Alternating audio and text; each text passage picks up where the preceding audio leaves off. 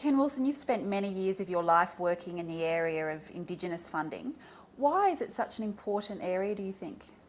Well, obviously it's one of the most neglected areas of funding, and so that means there are many opportunities for funders to get involved. Why I think it's so important is because of the unique experience and vision of Indigenous people in terms of how we can live as human beings on the planet in a way that is joyful and sustainable at the same time. What's the Australian philanthropic scene like for Indigenous funding? Well, it's certainly livening up, and this is something that's happening actually all over the world. Even 5 or 10 years ago, there were really only a handful of foundations around the world who had any significant focus on Indigenous people. But that's changing quite rapidly, and that same rapid growth in interest is happening here in Australia, not least because I think of a realization among many Australians that this issue has not been adequately addressed by Australian institutions over the years, and that yes, government needs to do more and differently, but government will not solve this alone. The percentage of giving to Aboriginal communities is probably on the low side. I think that there's a need to improve and increase that.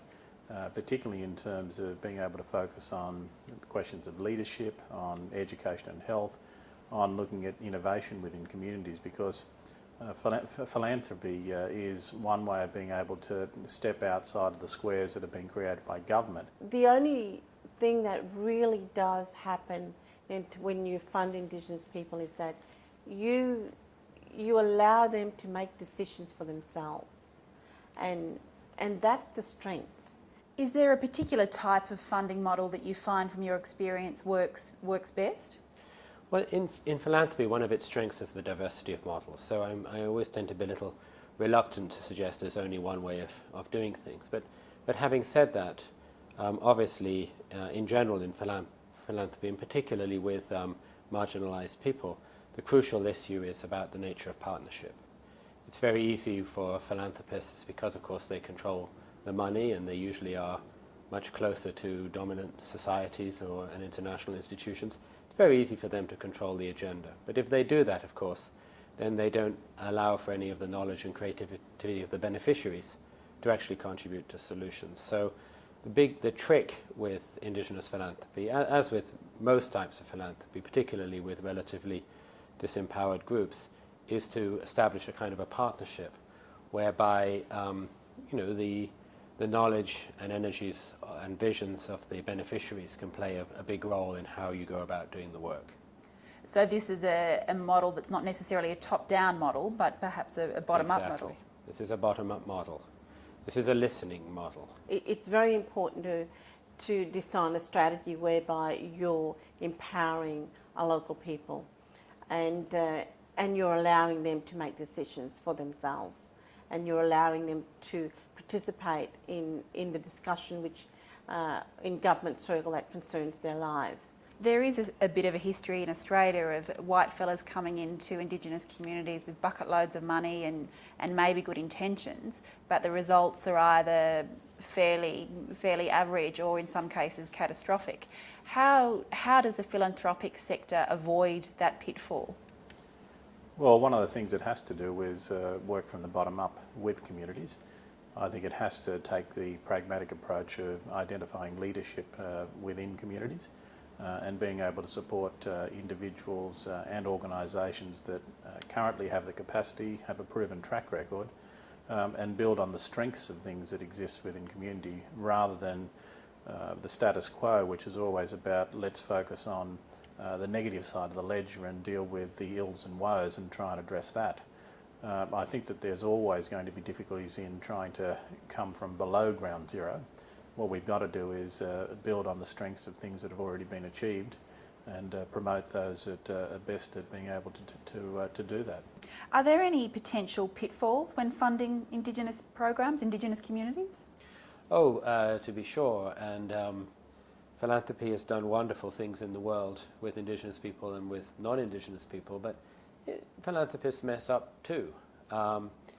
The biggest, of course, is when you have a lot of money, you can always find someone who will tell you that your approach is inspired and is going to work. So it's very, you've got to cultivate your ability to listen, and you've got to cultivate some humility in philanthropy. Another pitfall is time frame. Most philanthropists, especially nowadays, are very keen to have, short-term massive impact. That's a very hard thing to have in general in societal change, and it's obviously particularly the case when you're dealing with old cultures and old values, and when what you're trying to change is generational, and what you're trying to change is landscapes. You can get quick results in these contexts, but they're very rarely sustainable, and they're usually not positive. If we are going to assist the communities and we are going to provide them with the kind of funding they need to make changes, then we need to be we need to be in it for the long haul. Otherwise, small amounts of money for short periods of time will not move or shake any direction in which those communities want to go in. So it is really important that we continue that. And this is the difference between philanthropy groups and governments. Governments often provide small amounts of money for short term, and they don't follow it through, they don't follow it up. How important is collaboration between the funders, between the philanthropists? It's very important because, an individual funder, can indeed come up with some great new idea or approach. But if you want to have really deep change in any society, you normally need, a number of actors to play to do that, and a number of different funders. Some funders are very good at opening up questions. You need other funders sometimes to scale them up, or some funders are really good at identifying bright new ideas. Other funders are really good at bringing those into educational systems or models. So varieties of funders can bring different perspectives. Can a philanthropist, a funder, actually benefit themselves from being involved in this kind of project? Absolutely. I think that one of the key things that can occur is that in some cases it wouldn't just be about providing the monies for projects to occur. It would also, I think, be about facilitating partnerships, either with philanthropic bodies, with corporations, with people out there in industry, that where there's a lack of skills and a lack of knowledge that currently exists within communities, and we all want to create sustainability, there's an opportunity here, I think, to create partnerships that fills that void, that gives local Aboriginal people an opportunity to get those skills. And if they have that, then they can do other things within the community. It's a little bit like, the old saying of if you teach a person to catch fish and then they train everyone else in the village, then the village can survive. I think it's also important for philanthropists to think about what other value-added role that they play. And it's not only money. Philanthropists often know about certain things or have certain relationships that can be very, very valuable for an Indigenous community or any beneficiary community.